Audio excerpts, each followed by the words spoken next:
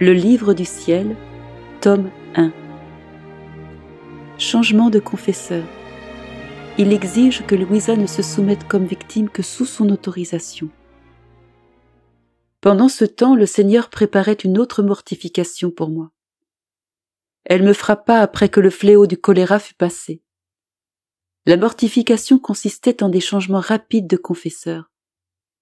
Celui que j'avais à ce moment-là était membre d'un ordre religieux et il était appelé à une vie sobre par ses supérieurs. J'étais satisfaite de lui parce qu'il était le seul à ne pas me faire souffrir. Tout le tumulte que j'ai raconté plus haut m'était fait par d'autres prêtres pendant que ce confesseur était à la campagne. Ses visites étaient isolées à cause du choléra, et je souffrais beaucoup de son absence parce que plus volontiers que les autres, il consentait à me réanimer. Très chagriné, je recours à notre Seigneur et lui montrai ma souffrance. Avec son habituelle tendresse, Jésus me dit « Mon enfant, ne sois pas chagriné pour cela. Je suis le Seigneur des cœurs, et je peux les tourner ou les tordre comme il me plaît. Si ton confesseur t'a fait du bien, il n'était que mon ambassadeur qui recevait tout de moi et te donnait comme je décidais. Je ferai de même avec d'autres confesseurs, et je leur donnerai les grâces pour remplir leurs fonctions. Qu'as-tu alors à craindre? Mon enfant, combien de fois dois-je te répéter qu'aussi longtemps que tu persisteras à regarder à droite et à gauche, à poser tes yeux parfois sur ceci, parfois sur cela, tu ne pourras pas vraiment te maintenir sur le chemin du ciel. Si tu ne rives pas tes yeux seulement sur moi, tu boiteras toujours. L'influence de ma grâce ne pourra pas être complète en toi. C'est pourquoi je veux que tu restes dans la sainte indifférence par rapport aux choses qui t'entourent, et que tu sois toujours disposé à accomplir tout ce que je veux de toi. Autrement, tu ne pourras pas être préféré à d'autres pour le rôle de victime.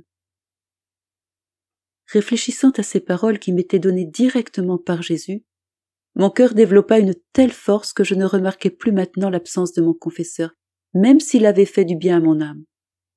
Par la suite, Dieu m'inspira de me soumettre aux soins du prêtre qui me confessait quand j'étais jeune fille. Je n'ai jamais regretté ce choix.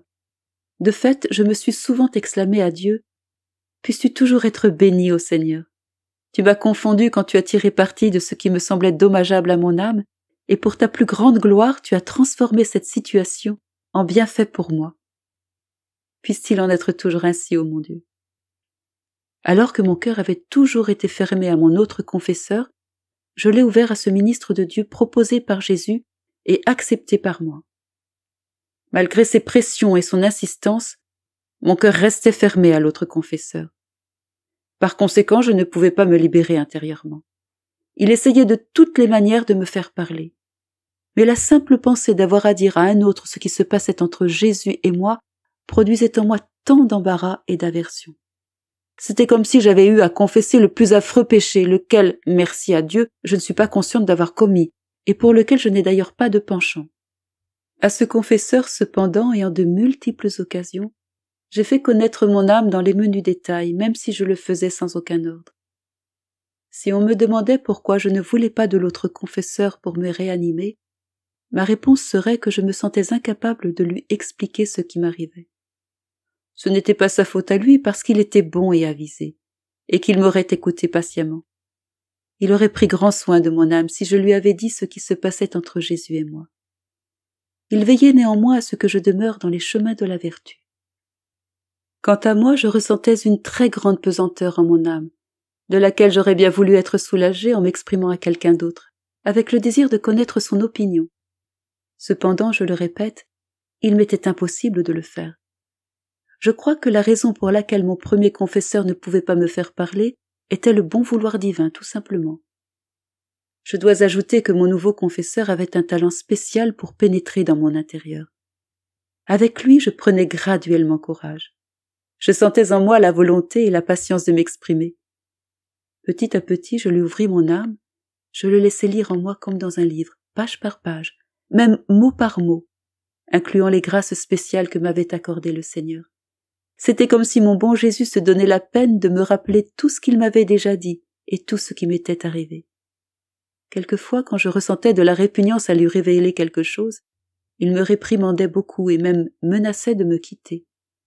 La peur qu'il m'abandonne me faisait atrocement souffrir. Cependant, j'arrivais à surmonter les difficultés. J'étais très dure pour moi-même. Je peux dire la même chose de l'autre confesseur, qui continuait à me demander une chose et ensuite une autre. Parfois, il me demandait ce qui causait mes léthargies et quels en étaient les effets. Quelquefois, quand il voyait mon entêtement, il me commandait au nom de l'obéissance de lui répondre et il plaçait devant moi la peur d'une grande illusion diabolique. Ensuite, il ajoutait « Quand l'âme est obéissante, nous sommes tous les deux plus sécurisés et tranquilles, parce que le Seigneur ne permettrait pas que son ministre, qui veut agir correctement dans la quête de la vérité, soit dans l'erreur. » À ce sujet, il m'a souvent semblé que les deux, Jésus et le confesseur, savaient tout de la question, parce que, avant que Jésus me soumette à quelque souffrance, je remarquai que le confesseur connaissait la vérité.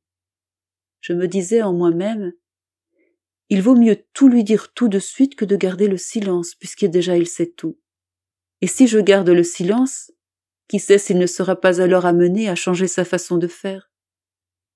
Tout cela n'arrivait pas avec mes confesseurs des années précédentes, qui non seulement ne m'ont jamais questionné, ni n'ont essayé de chercher la vérité sur mes états de pétrification. Par exemple, si ça provenait de Dieu ou des démons, ou si c'était causé par une maladie corporelle. Bref, ils ne demandaient rien et ne disaient rien. Toutefois, j'étais très désireuse de savoir si j'étais oui ou non ajustée à la volonté de Dieu quand je portais la croix qu'il m'envoyait. Je souffrais beaucoup quand j'étais incapable de trouver la patience de la porter. D'autre part, quand le second confesseur apprit que le Seigneur se montrait à moi et qu'il me demandait si je voulais remplir le rôle de victime, il me dit que je devrais dire à Jésus « Seigneur, je ne peux pas, et je ne devrais pas accepter la souffrance à laquelle tu veux me soumettre jusqu'à ce que j'aie la permission de mon confesseur. Si tu désires que je sois victime, va en premier lieu à lui pour lui demander son consentement, afin qu'il n'ait pas de ressentiment envers moi.